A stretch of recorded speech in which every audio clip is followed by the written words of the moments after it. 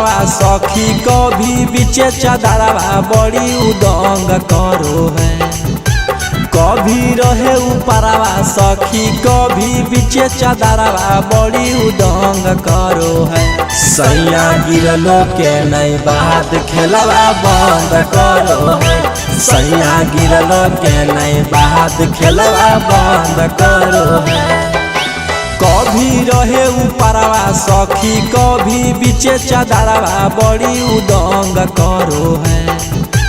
कभी रहे ऊपरवा सखी कभी बीचे चादरवा बड़ी उदंग करो है। सैया गिरलो के नहीं बात खेलवा बंद करो है। सैया गिरलो के नहीं बात खेलवा बंद करो है।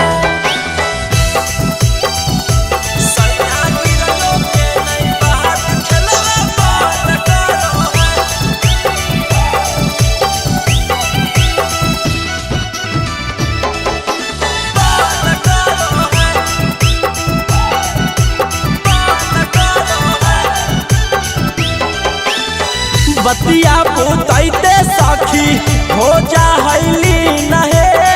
भीतर से हकई उता बड़ी का मसीन है।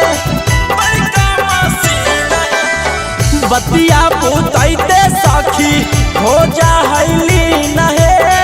भीतर से हकई उता बड़ी का मसीन है। रात दिन पियो हकई सखी रे विटामिन बड़ी घमंड करो है। रात दिन पियो हकई सखी रे विटामिन बड़ी घमंड करो है। सैया गिरलो के नहीं बात खेलवा बंद करो है। सैया गिरलो के नहीं बात खेलवा बंद करो है।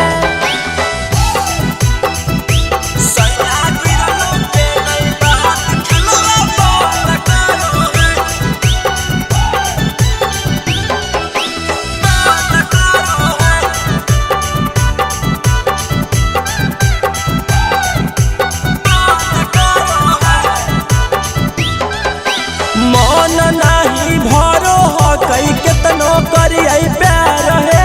टाइम टेबल कुल उता दे हकई बिगाड़ है। मन नहीं भरो हकई केतनो करिए प्यार है। टाइम टेबल कुल उता दे हकई बिगाड़ है। बिकी रौशन रोही सखी खुद जिनगिया अपन झंड करो है।